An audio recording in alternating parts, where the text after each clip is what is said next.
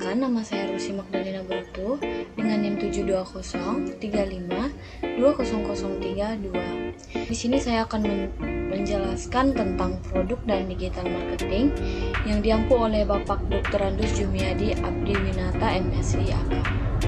Baiklah, langsung saja. Yang pertama, pengertian produk.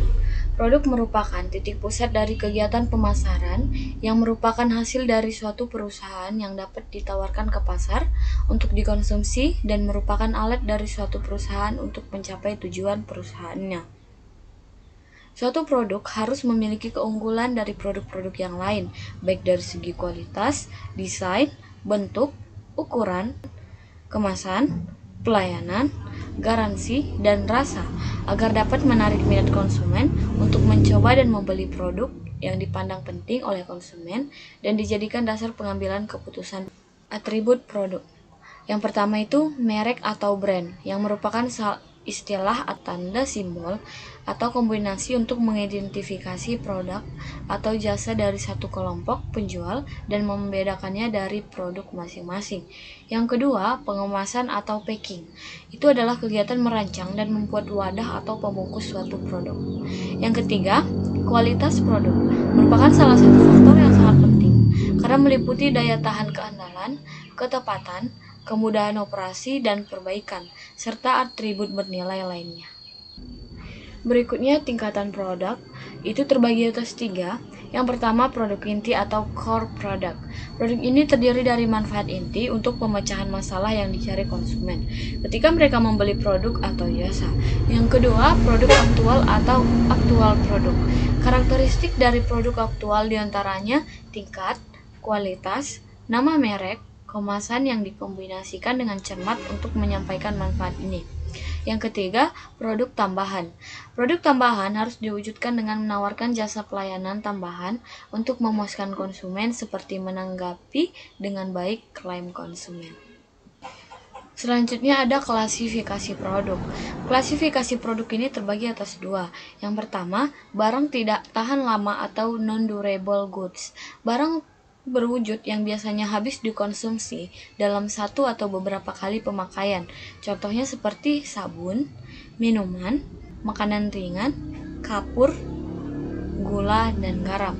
Yang kedua, barang tahan lama atau durable goods. Barang berwujud yang biasanya bisa bertahan lama dengan banyak pemakaian. Umur ekonomisnya untuk pemakaian normal adalah 1 tahun atau lebih.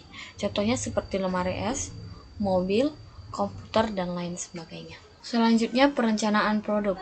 Perencanaan produk adalah proses menciptakan ide produk dan menindaklanjuti sampai produk diperkenalkan ke pasar. Selain itu, perusahaan harus memiliki strategi apabila produk gagal dalam pemasarannya, termasuk diantaranya ekstensi menggunakan metode pengembangan produk berdasarkan kepada permintaan atau persyaratan serta spesifikasi produk oleh customer adalah metode yang cukup baik. Karena dengan berbasis keinginan customer, maka kemungkinan produk tersebut tidak diterima oleh customer menjadi lebih kecil. Dari sudut pandang investor, pada perusahaan yang berorientasi laba, usaha pengembangan produk dikatakan sukses jika produk dapat diproduksi dan dijual dengan menghasilkan laba. Selanjutnya, ada digital marketing. Digital marketing adalah suatu bentuk usaha atau kegiatan yang dijalankan oleh tenaga pemasar, baik itu perusahaan maupun individu, dalam rangka melakukan pemasaran sebuah produk atau merek melalui memanfaatkan teknologi informasi digital, seperti menggunakan media elektronik maupun menggunakan media berbasis internet. Digital marketing yang berbasis media elektronik dapat menggunakan iklan di televisi maupun di radio, sedangkan yang berbasis pada media internet seperti pemasaran melalui media sosial maupun e-commerce. Perkembangan teknologi informasi dan pemasaran melalui digital marketing akan menjadi titik perubahan teknik pemasaran suatu produk barang dari memasarkan secara konvensional beralih ke pemasaran digital. Pemasaran digital mampu menjangkau semua lapisan masyarakat, kapanpun dan dimanapun, tanpa melihat lagi geografis dan status sosial. Konsumen dapat dengan mudah melakukan transaksi jual-beli terhadap penjual produk dan menentukan keputusan pembeliannya dengan sangat mudah melalui platform website. Dari perkembangan teknologi pemasaran digital, maka keuntungan dari segi pengeluaran biaya-biaya akan banyak terkurangi dengan sendirinya. Hal ini disebabkan karena pemasaran digital melalui internet tidak diperlukan biaya atau kos yang besar. Nah, peran elektronik commerce atau perdagangan elektronik ini telah merubah secara menyeluruh pola belanja atau pola konsumen dalam membeli suatu produk barang atau jasa dari suatu perusahaan. Konsumen atau masyarakat tidak akan mengenal jam operasional seperti pada suatu outlet, toko, department store, karena e-commerce menjalankan operasional bisnis perdagangan selama 24 jam tanpa henti, dan bahkan konsumen dapat melakukan transaksi kapanpun dan serta dimanapun mereka berada selama masih memiliki jaringan internet untuk mengakses suatu e-commerce. 4 bagian utama e-commerce. Yang pertama, B2B atau business to business. Transaksi e-commerce antar pelaku bisnis seperti bisnis antara perusahaan manufaktur dengan pedagang grosir atau antara pedagang grosir dengan seorang penjual retail. Penetapan harga disepakati berdasarkan kuantitas dari jumlah pesanan produk dan seringnya terjadi negosiasi kesepakatan dalam penentuan harga. Yang kedua, B2C atau business to consumer. B2C dilakukan antara perusahaan dengan para konsumen, yang mana kategori konsumen tersebut adalah konsumen akhir dari produk atau jasa yang ditawarkan dan merupakan kegiatan bisnis perdagangan yang melibatkan dua atau lebih kegiatan bisnis. 3. C2B atau consumer to business. Bentuk bisnis di mana pelanggan perorangan membuat sebuah nilai dari produk barang atau jasa, sementara perusahaan mengonsumsi hasil dari ciptaan pelanggan perorangan tersebut. Model bisnis ini biasa disebut dengan lelang atau permintaan terbalik. Model koleksi yang memungkinkan pembeli untuk memberi nama atau menetapkan harga sendiri yang mengikat untuk produk barang atau jasa tertentu. Yang keempat, C2C, consumer to consumer. Dengan menggunakan website sebagai perantara akan membantu konsumen untuk menjual aset mereka seperti rumah, barang bekas, kendaraan, sepeda, dan lainnya, atau menyewakan rumah dengan menerbitkan informasi tentang yang akan ditampilkan di website. Berikutnya ada strategi bisnis. Jasa yang dapat membantu dalam usaha digital marketing dengan media manajemen media sosial seperti TikTok, Instagram, Facebook, Twitter, YouTube, dan lain sebagainya. Sedangkan jasa dengan manajemen website seperti manajemen konten, SEO, copywriting, desain grafis, dan videografi. Nah, rencana usaha terbagi atas 3. Yang pertama, rencana jangka pendek.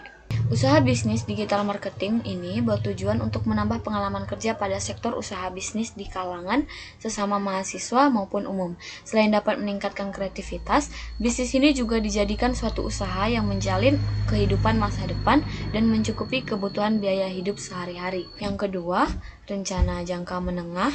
Strategi memahami kebutuhan pasar dan klien menjadi kunci awal keberlangsungan usaha.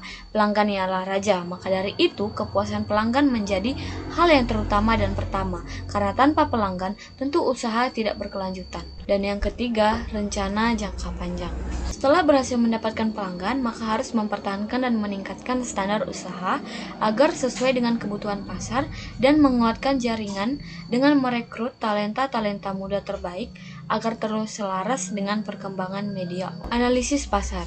Yang pertama ada target penjualan. Karena usaha ini berupa usaha online, maka tidak perlu untuk menyewa tempat di awal untuk menghemat anggaran, terutama untuk bisnis baru. Dapat pula memutuskan tempat usaha berkantor di rumah saja. Rumah merupakan tempat yang cukup untuk keperluan dasar yang hanya membutuhkan listrik dan meja untuk beroperasi. Yang kedua, sasaran konsumen. Dalam menjalankan usaha, hal pertama yang menyasar adalah kalangan pengusaha kecil dan menengah yang membutuhkan jasa digital marketing. Kesimpulan, Maraknya penggunaan media sosial sangat menguntungkan para usaha kecil menengah atau UKM di Indonesia. Hal ini dikarenakan biaya yang dikeluarkan menjadi lebih murah dan waktu postingan iklan akan langsung ditunjukkan pada segmen pasar yang kita inginkan. Pada saat para pengguna membuka laman media sosialnya dan melihat pemasaran produk yang ditawarkan konsumen, dapat langsung melakukan pemesanan dan melakukan transaksi kapan saja dan di mana saja. Media sosial menjadi salah satu ujung tombak pemasaran pada saat ini dibandingkan menggunakan strategi pemasaran tradisional sebelumnya, dikarenakan pemasaran langsung mencapai segmen pasar yang dituju.